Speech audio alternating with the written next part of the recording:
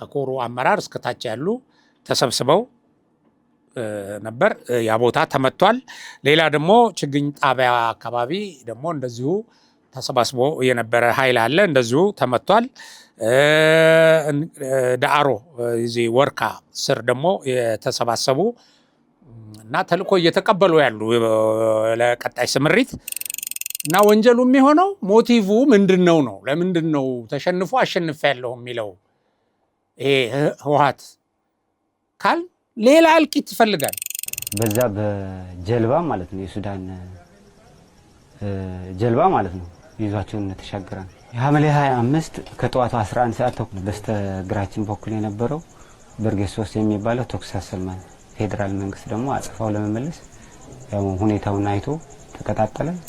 ያ ቡድን ሊያከናውን ያሰባው ተልእኮ የጥፋት ተልእኮ የሚያደርሰውን ጉዳት ከግምት ውስጥ በማስገባት ነው አስቀድሞ የሚመጣው። የተልእኮውን አደገኝነት ግምት ውስጥ በማስገባት ኢላማውን ደግሞ በትክክል መጥቶ ያን ተልእኮ እንዳይወጣ ያን ስምሪት የሚያደናቅፍ እርምጃ ይወስዳል። ሸረሪና ላይ የወሰደው ይሄን ነው። እዛ ደግሞ ሰራዊቱ መልሶ ማጥቃት አድርጎ እየቆረጠ ማለት ነው፣ ከጀርባ ከጎን እየቆረጠ በከፍተኛ ደረጃ ተደቆሱ።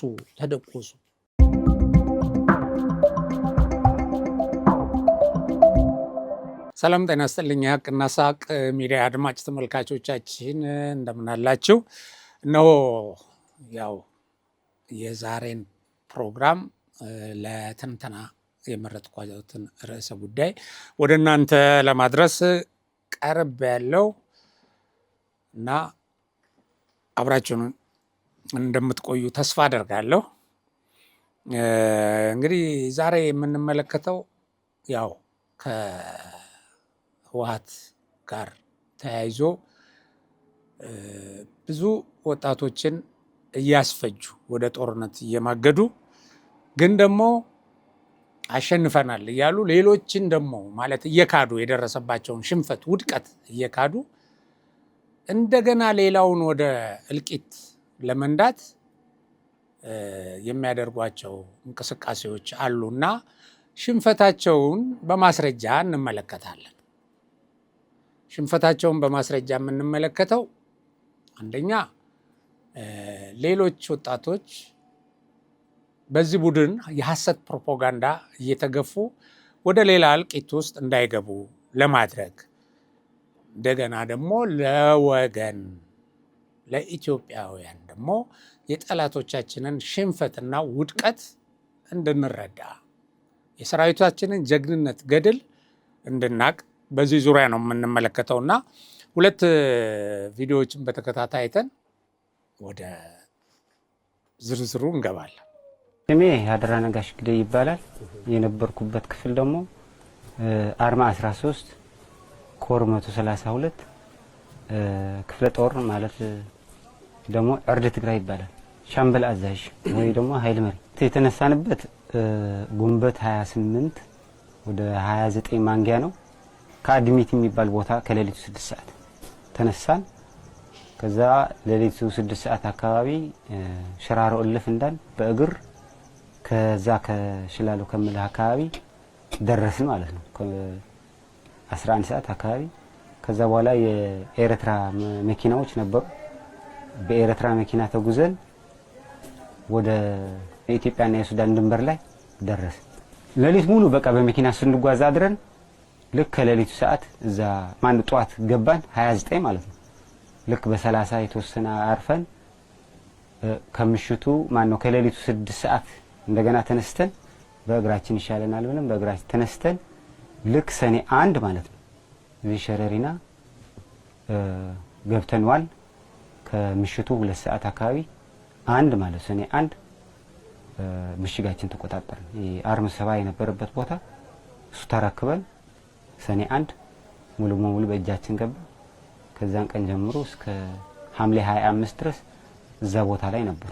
ያው እንግዲህ የዛኔ ሴቶች ነበሩ። አንድ መኪና ነበረች። በርካታ ሴቶች ደክመው ስለነበር በዛ በጀልባ ማለት ነው የሱዳን ጀልባ ማለት ነው ይዟቸውን ተሻገረን። ሐምሌ 25 ከጠዋቱ 11 ሰዓት ተኩል በስተግራችን በኩል የነበረው ብርጌድ 3 የሚባለው ተኩስ ያሰማል። ፌዴራል መንግስት ደግሞ አጽፋው ለመመለስ ያው ሁኔታውን አይቶ ተቀጣጠለ።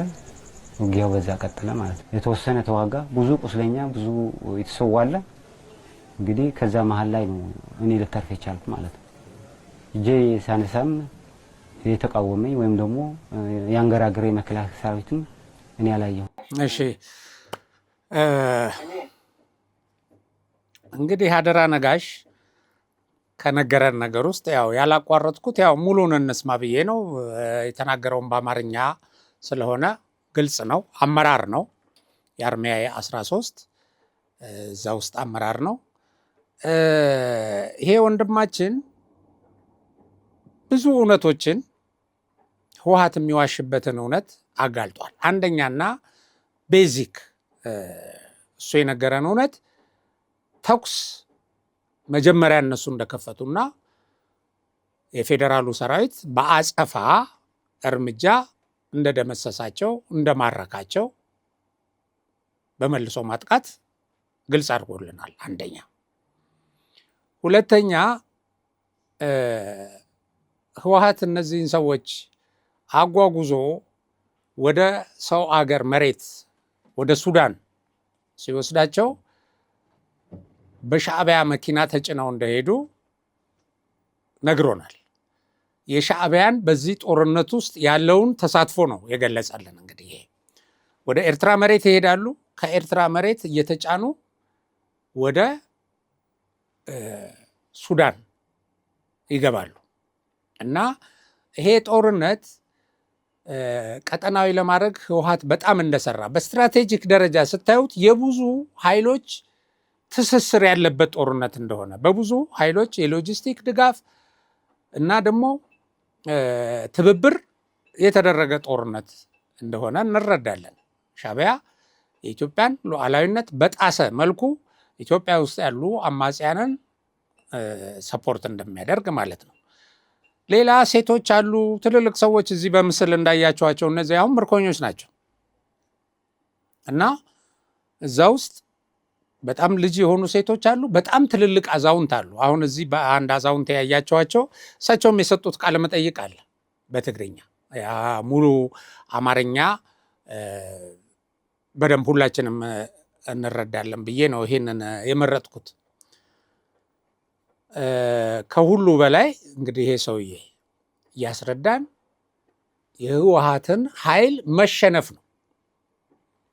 ይሄ ሁሉ ቁጥር ያለው የምታዩት ምርኮኛ ባይዘው ይሄ በአንድ ሳይድ ነው። በዚህ ዙሪያ የተሰሩ የተለያዩ እንትኖች አሉ፣ ቪዲዮዎች አሉ። ኢቭን እዛ አካባቢ ያሉ የሰራዊት አባላት ራሳቸው በሞባይል እየቀረጹ የለቀቋቸው ልክ ትክክለኛ የነሱን ኢምፕሬሽን የሚገልጹ በጣም አሉ።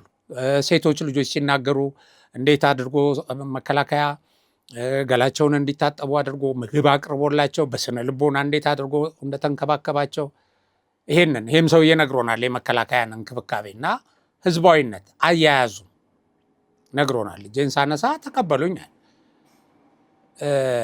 እና ይሄ እየታየ ይዋሻል።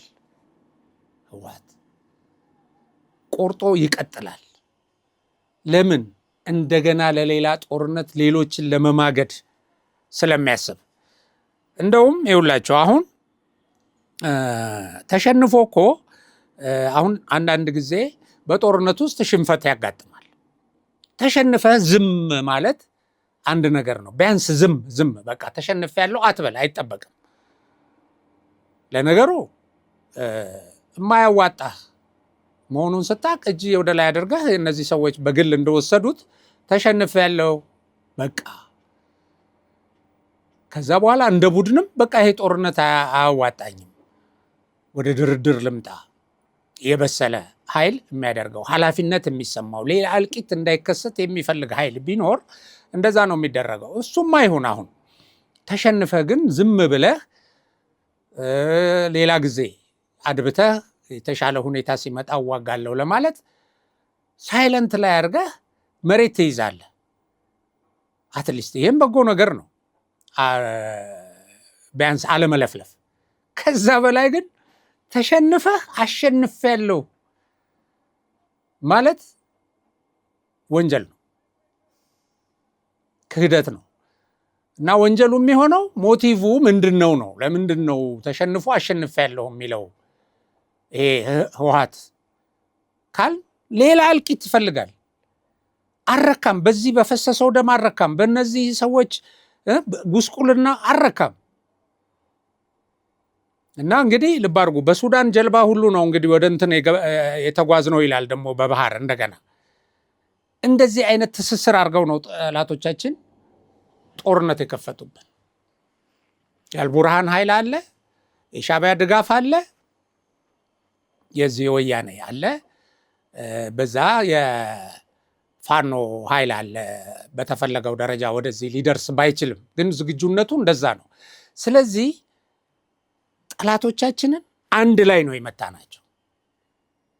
አንድ ላይ የነሱ አስተዋጽኦ እንግዲህ ከዚህ በላይ መሳሪያ የሚያቀርበው ግብፅ ነው። ብዙ የጦር መሳሪያዎች ተማርከዋል። አሁን እዚህ ላይ ያያቸዋቸው የነዚህ የነፍስ ወከፍ ትጥቆች ናቸው። ከዛ ውጭ የቡድንና የሜካናይዝድ መሳሪያዎች በከፍተኛ ደረጃ ተማርከዋል። ሎጂስቲክ ተማርከዋል፣ ቀለብ የመሳሰለው እና የመጣው ከግብፅ ነው። ስለዚህ እነዚህን ሁሉ ነው የገጠም ነው። ይሄ አሁን ሸረሪና ያለው ውጊያ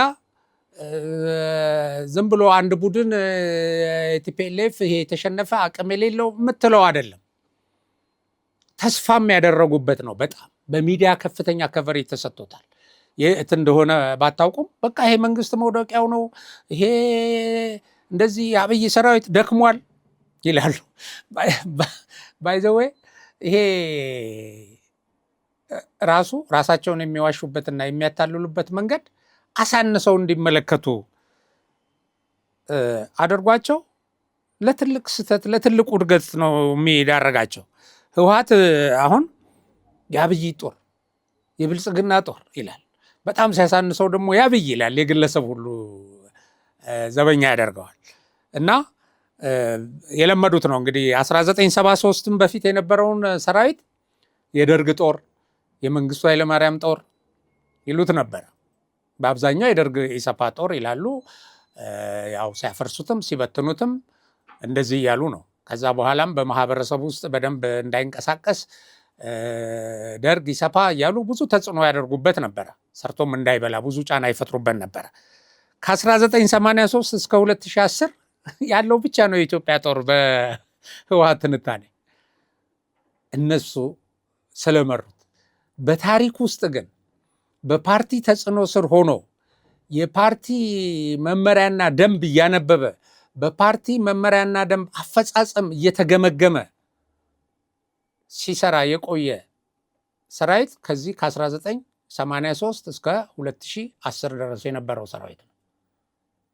የአብዮታዊ ዲሞክራሲ የመጨረሻ ምሽግ ተብሎ በአብዮታዊ ዲሞክራሲ የስራ አፈጻጸም እየተገመገመ ከዛ ሌላው ከሌላ ብሔር ብሔረሰብ የመጣ አትሊስት ኢትዮጵያዊነትን በውስጡ እያጎለበተ ሲመጣ የቲፒኤልኤፍ ሰራዊት ግን ቲፒኤልኤፍ ሆኖ ነው የቀረው። ለዚህ ሁሉ ውድቀት የዳረገው ይሄ ነው። ሰሜን ዕዝን እንዲጨፈጭፉ ያደረጋቸው የቲፒኤልኤፍ አስተሳሰብን የያዙ ለቲፒኤልኤፍ ርዕዮት ተገዢ የሆኑ ቲፒኤልኤፍ ከሌለች እኛ አንኖርም የሚል አስተሳሰብ ቀርጸው የነበሩ አዛዦች ናቸው ያን ሁሉ ጣጣ የፈጠሩና እስካሁን ድረስ ከዚህ የፓርቲ አሽከርነታቸው ያልወጡት። ለዚያውም በኢትዮጵያ ፖለቲካ ውስጥ የተሸነፈ ፓርቲ በኢትዮጵያ ብሔር ብሔረሰብ የተተፋ ተተፍቶ የተባረረ ከስልጣን ላይ ለሱ ተገዢ የሆኑት በዚህ ስነ ልቦና የተገነቡ ስለሆኑ ነው። ግን ሌላውን እነሱ የደርግ ጦር የአብይ ጦር ይላል። የኢትዮጵያ ጦር ነው የተገነባው። ለዚህ ነው የሚያሸንፈው። የኢትዮጵያ ጦር ነው ስነ ልቦናው። ከለውጡ ጊዜ ጀምሮ በተሰራ የሪፎርም ስራ ኢትዮጵያዊ ሰራዊት ተገንብቶ ነው እነሱ ሄደው የፓርቲ ሰራዊት ሆነው የፓርቲ ተልእኮ ወስደው ሰራዊት ሲጨፈጭፉ፣ ሌላው ግን ኢትዮጵያ ተደፈረች፣ የኢትዮጵያ ሰራዊት ተመታ በሚል ቁጭት ሄዶ ነው የመታቸው። የኢትዮጵያ ህዝብ ሁሉ የተረባረበው ለዚህ ነው፣ የኢትዮጵያ ሰራዊት ስለሆነ። እና አትሳሳት። አሁን ትልቁ ስተትህ የአብይ እና ይሄንን ያስቡና አብይ ከስልጣን ቢወገድ ይሄ ሰራዊት አይኖርም የሚል ካልኩሌሽን ይሰራሉ። በቃ ይሄ ስርዓት መውደቂያው ደርሷል፣ አብይ መውደቂያ ሰው አብይ አሁን እውነት እንደዛ ነው የተገነባው ሰራዊት? ግለሰብ ቢወድቅ ግለሰብ ስልጣን በቃኝ ብሎ ቢለቅ አይደለም። የምትሰሩት ፕሮፓጋንዳ ሁሉ በሐሰት ላይ የተመሰረተ በጥላቻ ላይ የተመሰረተ ነው። ሎጂክ የለውም። ያ ትንታኔ ነው ለውድቀት የሚዳረጋቸው። እና የምትገጥሙት ከኢትዮጵያ ሰራዊት ጋር። ከዚህ ሰራዊት በስተጀርባ የኢትዮጵያ ህዝብ አለ። ሁሉም የኢትዮጵያ ብሔር ብሔረሰቦች አሉ፣ ኢቭን ተጋሩን ጨምሮ። በአሁን ሰዓት አሁን ብዙ ተጋሩ ቲፒኤልኤፍን በቃኝ እያለ ነው። እና ለምንድን ነው ዝም የሚባለው? አስወግዱልን ከጫንቃንችን ላይ እያለ ነው። ይሄ ሁሉ ኃይል ነው የዚህ ሰራዊት ባለቤት። ይሄ ሰራዊት የዚህ ሁሉ ነው፣ ዓለም አቀፍም ነው በመሰረቱ።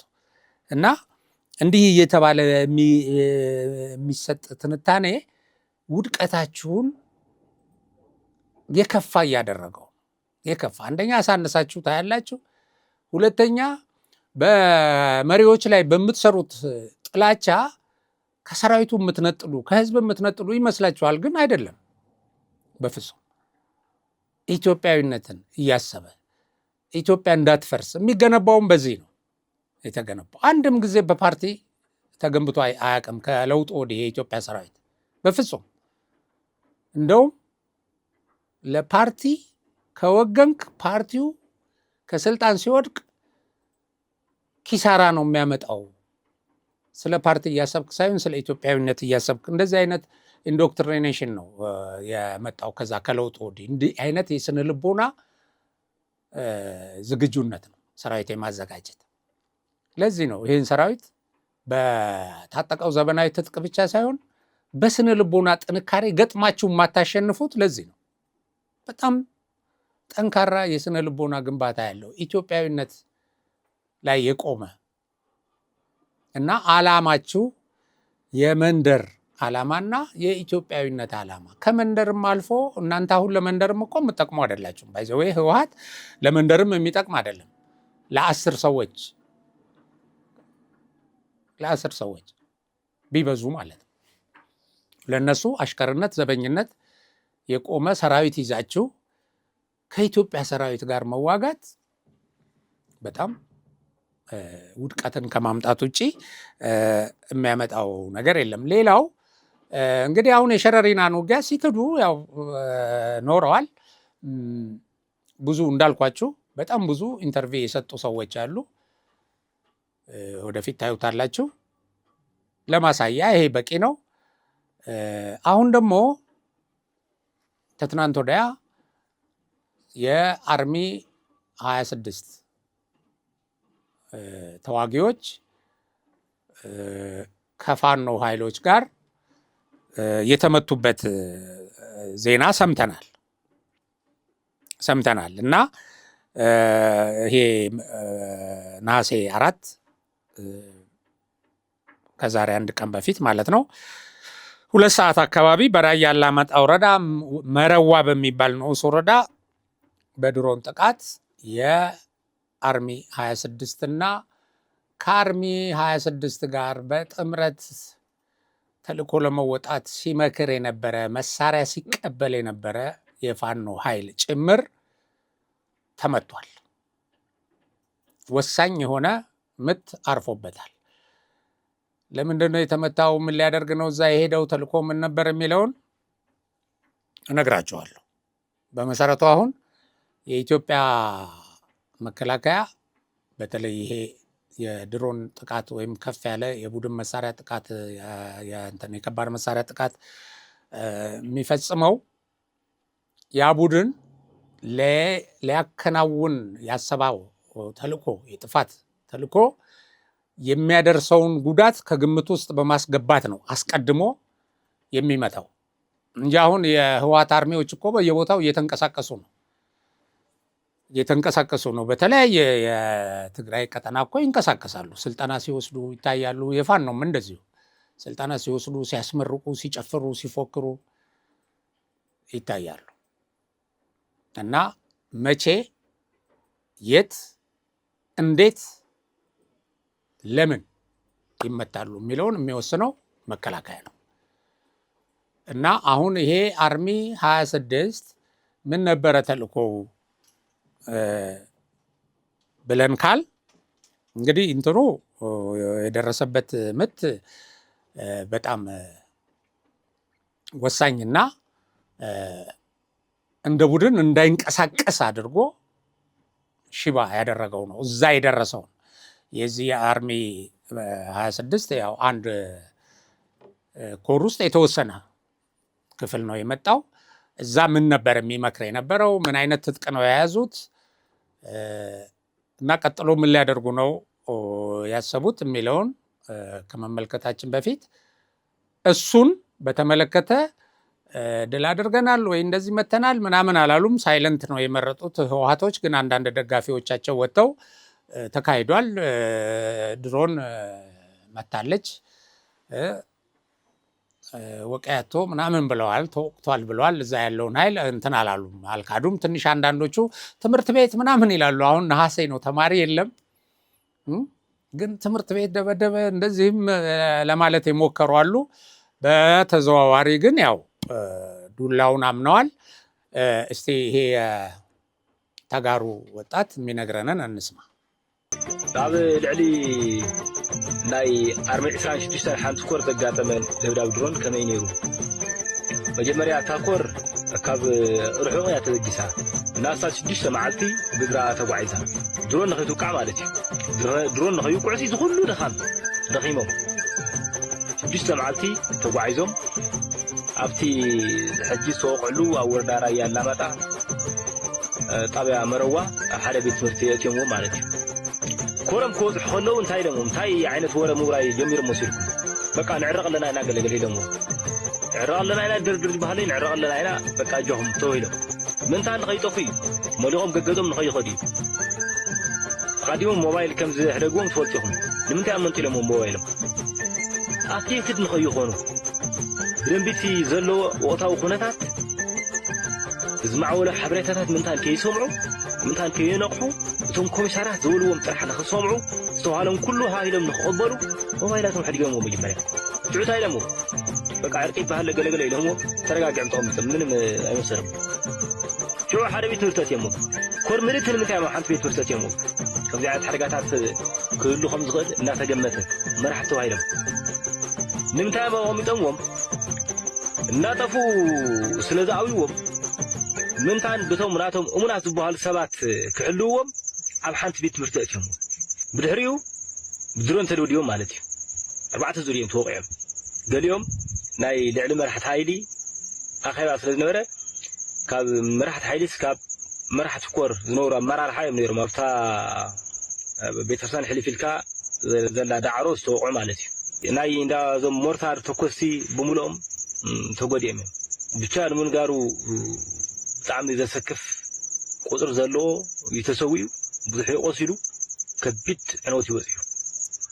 እዚ ንምንታይ እዩ ዋ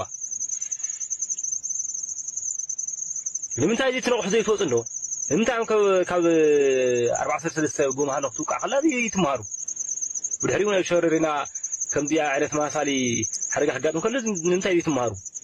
ኣይተምሃርኩምን ፀኒሕኩም ገጢምኩም ካልኦት እውን ካብ ዝያለ መዓልቲ ካብ ናይ ኣርሚ 26 ኣይተምሃርኩምን ኣለኹም እንተዘይ ተማሂርኩም ከዓ ከምኡ ክገጥመኩም ይፅባሕ። ንሕና ከም ኣሕዋትኩም ዝያዳ ክንገብር ንኽእል ክንመኽረኩም ጥራሕና ንኽእል። ስለዚ ሕጂ እውን ቀልጢፍኩም ውፁ ደኽብለኩም ዝደሊ ታንኪዩ። ቀልጢፍኩም ውጡ፣ ፈጥናችሁ ውጡ። ለምንድን ነው የምትሞቱት? ለምንድን ነው የምትጨፈጨፉት ነው የሚለው ይሄ ቡድን። ለምን ወደ ጦርነት ሲማገዳችሁ ዝም ብላችሁ ትቀመጣላችሁ? ከሌላው ለምን አትማሩም? አሁን አርሚ 43ን ጠቅሷል እሱ። ከዚህ ከአርሚ 43 ውስጥ በጣም ብዙ ቁጥር ያላቸው ሳይዋጉ በቀጥታ ሄደው ወደ ሀራ መሬት ተቀላቅለዋል። በጣም ብዙ ቁጥር አንዳንድ ሰዎች 600 እንደዚህ ይላሉ፣ ግን በጣም በርካታ ቁጥር ያለው ሄዷል ወደ ሰላም ኃይል። አሁን እነዚህን ሰዎች እንቅስቃሴ ሲገልጽልን እሱ 16 ቀን በእግራቸው ተጉዘዋል ይላል። ስልካቸው ተጠርንፏል፣ በስልክ እንዳይገናኙ ማለት ነው። አንደኛ ምንም አይነት ግንኙነት እንዳያደርጉ ስልካቸው ተጠርንፏል። አንድ በሉ። ሁለተኛ ምን ይሏቸው ነበር? አይ አሁን የሰላም ውይይት ስለተደረገ ምንም ችግር የለም፣ እንትን የለም፣ ጦርነት የለም፣ እንዲሁ ነው፣ ሰላም ነው ምናምን ይሏቸው ነበር። እንደዚህ እያሉ እያታለሉ ወሰዷቸው። ከሌላ ጋር ተገናኝተው ኢንፎርሜሽን ምናምን እንዳይሰሙ ስልካቸው ተሰበሰበ። ስለሚዋሽ ይሄ ቡድን ማለት ነው። እንግዲህ ዋሽቷቸው ተመልከቱ። ውሸት ባይዘዌ መለያው ነው የህወሓት ተፈጥሮ። ይሄ ትልቁ እንትኑ ፊት ለፊት የምታየውን ነገር እያጭበረበረ እየዋሸ ነው የሚኖረው። እነዛም አሁን ወደ ሸረሪና ሄደው የነበሩ ሲነግሩን ምንም ነገር አልተነገረንም፣ ወዴት እንደምንሄድ ምናምን የተነገረን ነገር የለም፣ ከዛ ወጣም መኪና ላይ ተጫን፣ እንደዚህ ነው ያሉት። እና እንደዚህ እያደረገ እየዋሸ አምጥቶ እንግዲህ እሱ አንዱ ግን የነገረን ተመቱ ይላል። እና በጣም በሀዘን ስሜት ነው የሚገልጸው ይሄ እነሱ ላይ የደረሰውን ነገር። በጣም በሀዘን ስሜት ወገኖቹ ወንድሞቹ ናቸው። እና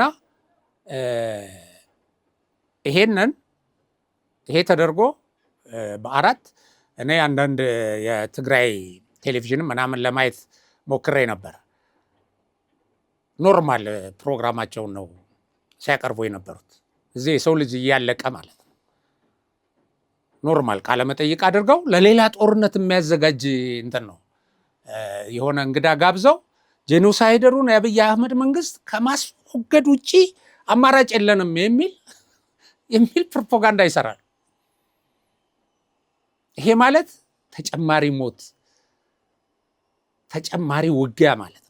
ተጨማሪ እልቂት፣ ግን ደግሞ የማያሸንፉበት በፍጹም የማያሳኩትን ህልም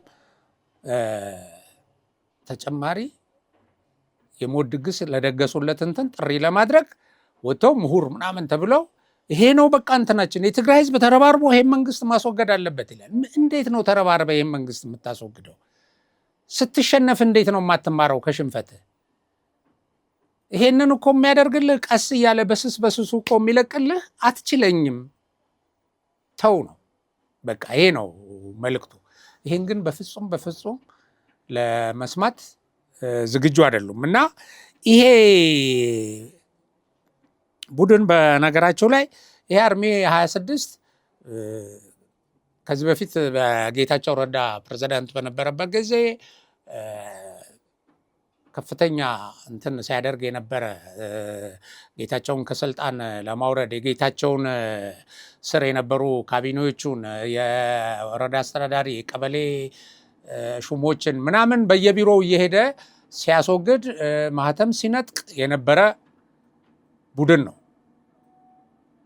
ከዛም ጌታቸውን የማስወገድ ተልእኮ ሁሉ ተሰጥቶት ያው ቢከሽፍም በዚህ ደረጃ ያለ የማፊያ የገዳይ ቡድን ነው።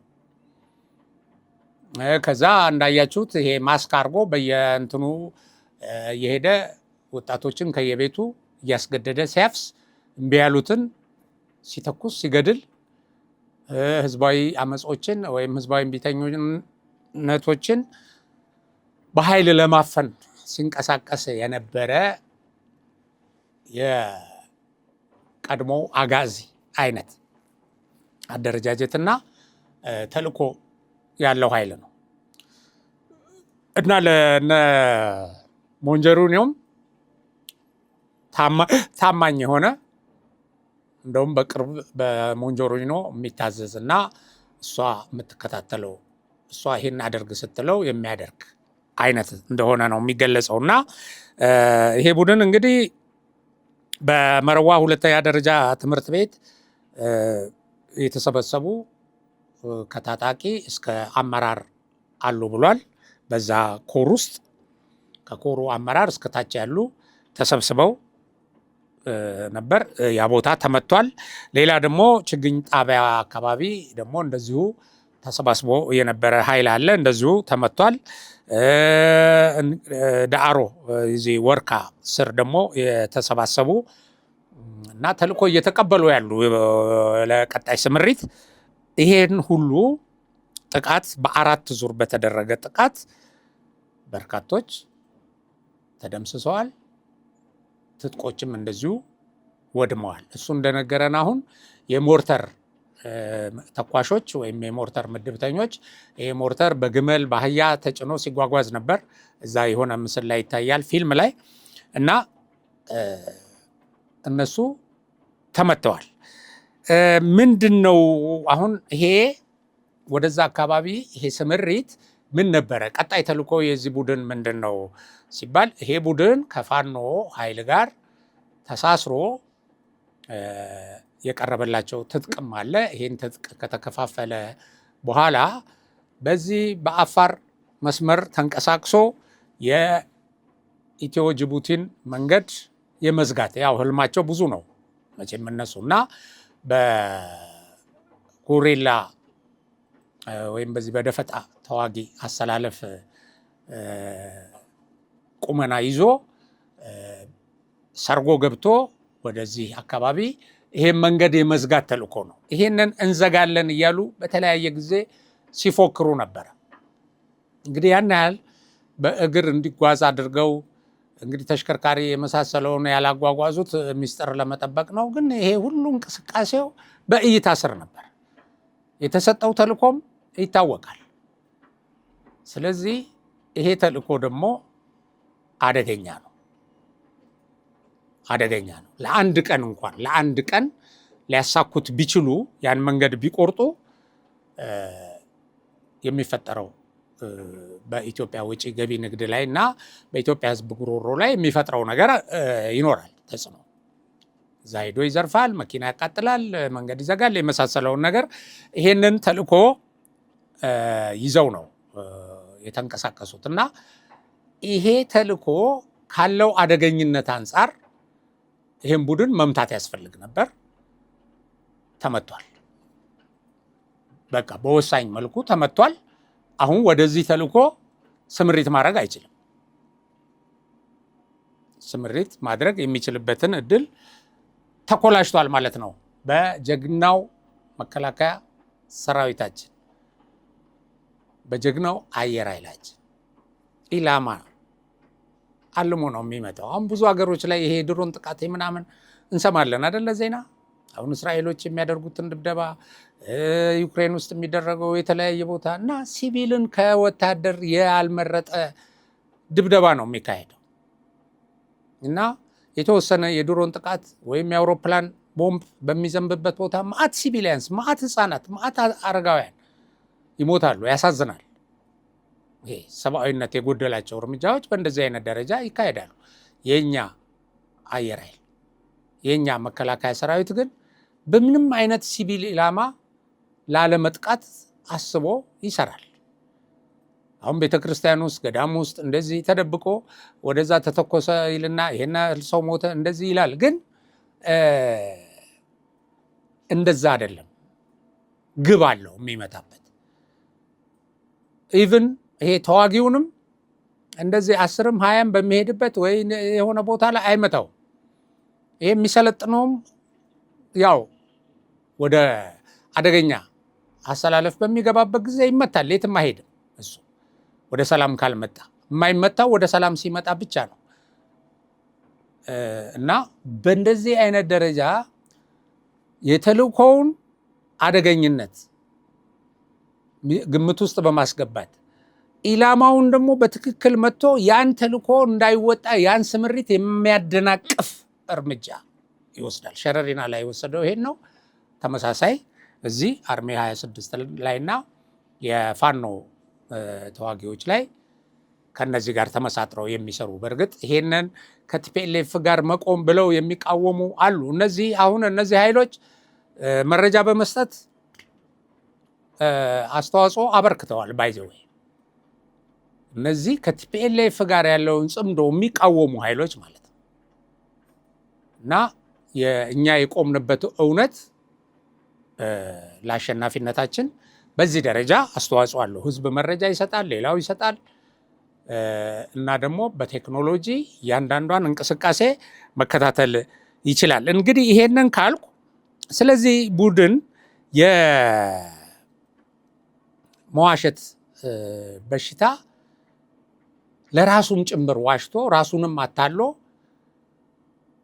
አሸንፋለሁ ብሎ ሂሳብ የሚሰራ ነው እና ይዋሻል። ተሸንፎ ተመቶ ተቀጥቅጦ ዝም ማለትም አንድ ጥሩ ነገር ነው፣ ግን ዝም አይልም።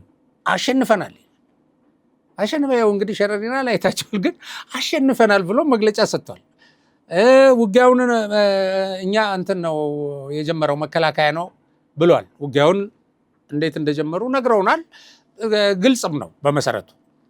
እንደዚህ የሚዋሽ ቡድን ሽንፈቱን ተቀብሎ ሌላ ታክቲክ መቀየስ፣ ታክቲክ ኢን ሴንስ በቃ ሰላም ባካችሁ ብሎ መተው፣ በቃ ትቻለሁ ውጊያ ከዚህ በኋላ እኮ ቢል እዛ ጋር ያበቃል። ወደ ጦርነት መግባት አይፈልግም መንግስት፣ ተገዶ ነው ጦርነት የሚያካሄደው። እና ግን ያ ሁሉ እሳት ውስጥ ማግዶ ሌላ እሳት ውስጥ ለመማገድ ሲል ይዋሻል እና ድርቅ ብሎ አሸነፍን ይላል። ሽንፈት ህወሓት ላይ አፍ ነው የሚጨምርበት፣ አፍ ያበዛበታል። በተመታ ቁጥር ይጮሃል። ባይዘወይ ሌሎችም አሁን እሱ በአምሳሉ የተፈጠሩትም እንደዚሁ ናቸው። ሲመቱ እንትን ይላሉ እና አፍ በበዛባቸው ቁጥር ደግሞ ከሎጂክና ስነ ምግባር ይወጡና ተራ ለፍላፊ ይሆናሉ። ተራ በቃ ዝም ብሎ እንደው የውሸቱ ለከት ማጣት ለከት የላቸውም። አሁን እነዚህ ህወሓትን እንደግፋለን የሚሉ ሚዲያዎች ምንም ለከት።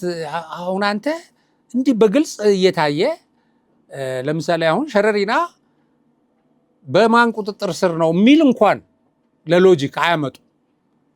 ኦኬ ካሸነፈ ይሄ ኃይል እዛ ላይ ለምን ሸረሪና ላይ አልሆነም? ካሸነፈ ይሄ ኃይል ምዕራብ ትግራይ የሚለውን ሁመራን ለመያዝ ነበር የወጣው፣ ሁመራን ለምን አልያዘም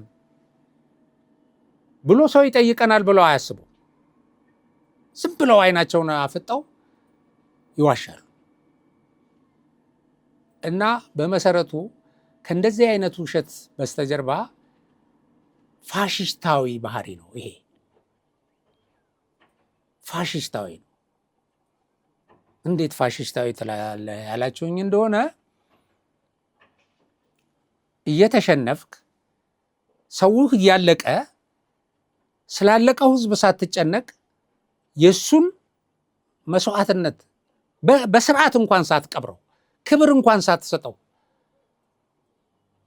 ዋሽተህ ኪሳራ አልደረሰብኝም፣ በአንጻሩ ደግሞ እኔ ነኝ ኪሳራ ያደረስኩት ብለህ ሌላውን ለማጀገን ሌላውን ለመስዋዕትነት ለመንዳት ለሚሸነፍበት ጦርነት እዚህ ላይ ተሸንፈህ ኃይልህ ተመናምኖ ተዳክመህ እንደገና ሌላ ስታመጣ ይህ አሸናፊው ኃይል እኮ ጡንቻውን እያፈረጠመ ነው የሚሄደው እኮ የበለጠ ከዛ ከውጊያ ልምድ እያገኘ ነው የሚሄደው። ያንተ አቅም እየመነመነ እየተዳከመ ነው የሚሄደው። የሰው ኃይልህ፣ የመሳሪያ ትጥቅህ እና ወታደራዊ ስልትህ ሁሉ በቃ የማድረግ አቅምህ ሁሉ ዜሮ ነው የሚገባው። እየገባ ነው አሁን የህወሓት እንትን መምራት አልቻለም። አሁን ሰራዊቱ ግማሹ በዚህ ይጠፋበታል፣ ግማሹ ጥይት ሲተኮስ እጁን ይሰጣል፣ ግማሹ ውሃ ውስጥ ይገባል። እንደዚህ አይነት ሌላው ደግሞ አልመለመልም ልጄን አትወስድም እየተባለ ያለ ቡድን አሸንፏል ማለት ፋሺዝም ነው። ለምን ሂድና ሙት ነው የምትለው? ሌላውን ሂድና ሙት ነው። ይሄ እንግዲህ ከ2013 ጀምሮ ያኔ በጀመሩት ጦርነት ብዙ መሪዎቻቸውን አጡ። እነዚህ በጣም ወሳኝ የሚሏቸው መሪዎች ተገደሉ። እንደ ስብሃት ነጋና በሳቸው ስታተስ ያሉ የቡድኑ አባላት የቲፒኤልኤፍ መስራች የሚባሉ አንጋፋ ቲፒኤልኤፍ ሰዎች የሚያመልኩባቸው ሰውና ቡድናቸው ተከታዮቻቸው ተማርከው እኮ ከዛ ከተራራ ላይ ሰራዊት ተሸክሟቸው ሲወርድ እኮ ውርደት እኮ ነው በመሰረቱ ይሄ። አሁን እነሱ የማረክናቸው ምናምን ብለው ዛሬ የሚማረኳቸውን ሰዎች አሳንሰው ለማቅረብ ይፈልጋሉ። ዛሬ ግን እነሱ እየማረኳቸው እየገረፏቸው ነው። 2013 ላይ አይቀጡ ቅጣት ቀጥተዋቸዋል። እንግዲህ ተመልከቱ። ይሄ ቡድን ሽንፈትን አምኖ ሌላ መስዋዕትነት መድረስ የለበትም፣ በቃ የትግራይ ወጣት ወደ እሳት መማገድ የለብንም ብለው ቢያቆሙ ኖሮ ያኔ በህግ ማስከበሩ ውጊያ ጊዜ ማቆም ነበረባቸው። አላቆሙ። እንደገና በጎሬላ ተዋጉ። እንደገና የህዝብ ማዕበል አስነሱ። እንደገና በወረራ አማራና አፋር መሬት ገቡ። እዛ ያለቀው ህዝብ 5 ወር እዛ ከተዋጉ በኋላ እዛ የገበሩት ያኔ የኢትዮጵያ መከላከያ ሰራዊት ዊዝድሮው እያደረገ ይመታል። እየመታ ዊዝድሮ ያደርጋል። ይገባሉ። እነዚህ ሰዎች ከደጀናቸው እየራቁ ቀጠናው እየሰፋባቸው የእውር ድንብር በቃ አሸንፈናል እያሉ መጡ እስከ ደብረ ብርሃን ድረስ። በዛ በእነሱ እያጠቁ በነበረበት ጊዜ የገበሩት የሰው ኃይል አለ 5 ወር ሙሉ። ከዛ ደግሞ ሰራዊቱ መልሶ ማጥቃት አድርጎ እየቆረጠ ማለት ነው፣ ከጀርባ ከጎን እየቆረጠ በከፍተኛ ደረጃ ተደቆሱ።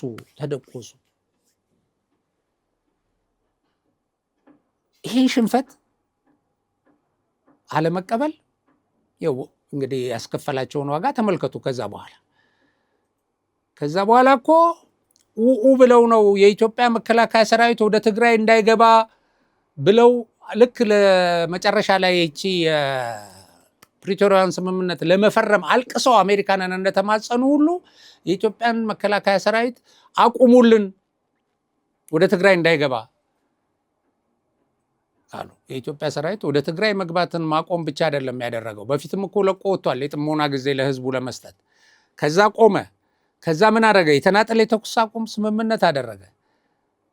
አሁን በቃ ጨርሰዋል፣ ልብ ይገዛሉ ተብሎ ሲጠበቅ ጭራሽ ትንፋሽ ወስደው አፈር ልሰን ተነሳን የሚሉት ነገር አላቸው። ትንፋሽ ወስደው 3ኛ ዙር አደረጉ፣ አለቁ። ያው የሰው ኃይላቸው እነሱ እኮ አያልቁም። እነዚህ ጥቂት መሪዎች አሉ እስካሁንም እነ ደብረጽዮን ግን ከሰሩ። የምትመራው ሰራዊት በዛ ደረጃ እኮ ተጨፍጭፎብህ በህይወት አለሁ ማለት የለብህም። በእውነት አሁን እነዚህ ነንበር ተጋዳ ላይ የሚጨፍሩ ሰዎች እኮ ኑዛዜ ንስሐ መግባት አለባቸው። እንደሱ ብለው እኮ አስጨርሰውታል እኮ ሰው አስጨርሰውታል። እና ያ ሁሉ ሰው አልቆብህ በአንተ የአመራር ድክመት፣ በአንተ የዓላማ ክሹፍነት፣ ምንም ተጨባጭ ዓላማ በሌለው አሁን መሬት የተወሰደ እንደዚህ ተደረገ ምናምን ያልክ የምትለው እኮ ያኔ እኮ መሬቱ በእጅህ ነበር። እሺ እንግዲህ ያኔ እኮ ውጊያ ስትከፍቱ አሁን የምትሉት መሬት በእጃችሁ ነበር። እናንተ ሄዳችሁ ትግራይን ልታለሙ የምትችሉበት እድል በእጃችሁ ላይ ነበር የነበረው። የትግራይን ህዝብ አስተባብራችሁ ትግራይን ማሳደግ የምትችሉበት ሁኔታ። የኢትዮጵያ መከላከያ ሰራዊት ሰሜን ዕዝ እዛ ልማት እየረዳችሁ ነበር የነበረው፣ እያገዛችሁ ከሱ ጋር ተባብራችሁ እንደቀደመው ጊዜ ክልላችሁን የማሳደግ እድል ነበራችሁ። የዘረፋችሁት ሀብት ሁሉ ለሌላ ዘረፋ ከመዘጋጀት ይልቅ ያችን ይዛችሁ ቁጭ ብትሉ እኮ በዚህ የቀረበባችሁ ክስ አልነበረም። ያለፈው አልፏል፣ ሂዱ ተብላችሁ ነው ከስልጣን ላይ የወረዳችሁ። እና በዚህ አይነት ምንም ዓላማ በሌለው ያስጨረስከው ሰው እኮ ሊጸጽትህ ይገባል፣ ልታፍር ይገባል። ግን አላፈሩ። እና ሁልጊዜ ትንሽ ፋታ ሲያገኙ ለሌላ ተንኮል የሚዘጋጁ ሰዎች ናቸው። ለሌላ ጥፋት የሚዘጋጁ ናቸው። ሌላ ኃይል አደራጀን ምናምን እነከለ ያሉልን የሚል የተሳሳተ ካልኩሌሽን ሰርተው ነው ወደ ውጊያ የሚገቡት። እነከለ ያላቸዋቸው አላዳኗቸው። አሁን ጦርነቱን አማራ መሬት እናደርጋለን የሚል ሂሳብ አላቸው። በነዘመነ ካሴ እችን ሂሳብ ሰርተው ምን አሉ? እነ ስታሊን ወጥተው ዘመነ የጽምዶ ሊቀመንበር ነው አሉ። እችን እንትን አደረጉና ስለዚህ የጽምዶ ሊቀመንበሩ የሚቆጣጠረው አካባቢ የሚመራው ሰራዊት ያለበት አካባቢ የጦርነት ቀጠና ይሆናል። ድሮ እንግዲህ እነ ብአዴንን እና እነ ኦፒዲዮን ከፊት አስቀድመው እንደገቡ አይነት ነገር ይሄንን መጠቀሚያ አድርገው እዛም ለህዝቡ ሲናገሩ በፍጹም በክልላችን 2013ም እንደዚህ ብለዋል። እዚህ ትግራይ ውስጥ አይደለም ውጊያ የሚደረገው ከትግራይ ክልል ውጪ ነው ብለው ነበር። ውጊያው እንደተከፈተ ግን ሰራዊቱ ደርሶ እዛ ያዘው እንጂ በምዕራብ ሊወጡ በደቡብ ሊወጡ ከፍተኛ እንትን አድርገው ነበር፣ ትንቅንቅ አድርገው ነበር። እና እንደዚህ አይነት የተሸነፉትን ይዋሻሉ። መዋሸታቸው ተራ ውሸት የሚባል አይደለም። ዋሽተው ህዝብን ለእልቂት ለመማገድ ደም የፈሰሰው ደም ሳይረኩ ሳይጸጸቱ ማለት ነው። እና የሚዋሹት ህወሓት ለተጨማሪ እልቂት ለማዘጋጀት ነው። ሽንፈታቸውን አሸንፈናል የሚሉት በዚህ አይነት ሁኔታ ነው። እና በቃችሁ በሏቸው በእውነት። እና አሁንም እንግዲህ አልተሸነፍንም አሸንፈናል ሊሉ ይችላሉ። ከበሮ ይመታሉ። አሁንም ተነስ፣ ታጠቅ፣ ዝመት፣ ይሄ መንግስት በዚህ መንግስት መጥፋት ላይ ነው ህልውና የሚመሰረተው እያሉ እነሱ የሌላውን ህይወት እያጠፉ ዋጋ እያስከፈሉት ይገኛሉ። በውጭም ያሉት ፕሮፓጋንዲስቶች እንደዚሁ እየዋሹ በጣም ተራ ውሸት እየዋሹ ፊት ለፊት የሚታየውን እውነት እየካዱ ግን እነሱ ውጭ ሀገር ናቸው፣ ልጆቻቸውም ውጭ ናቸው። የእነዚህም የሽማግሌዎቹ ልጆች ውጭ ነው ያሉት። አንድም እዚህ ውጊያ ውስጥ ዋጋ የሚከፍል የለም። የትግራይ ገበሬ ልጅ የትግራይ ድሃ ልጅ ነው ዋጋ የሚከፍለው። አሁን ደግሞ ልጁን በአውሮፕላን እና በአውቶቡስ ወደ መሀል ሀገር ማሸሽ ያልቻለ ይሄ ነው ዋጋ የሚከፍለው። ስለዚህ እነዛ ሞተዋል፣ አሁን ሌላ ሰው አምጣ የሚልህ እነዛ የት አሉ ብላችሁ ጠይቁ የትግራይ እናቶች። እና የሀራ መሬት እና ደግሞ አሁን ሌሎች ፓርቲዎች ተጋሩን መሰረት አድርጋችሁ የተቋቋማችሁ ፓርቲዎች በዚህ ጉዳይ ላይ በጣም ኃላፊነታችሁን መወጣት አለባችሁ።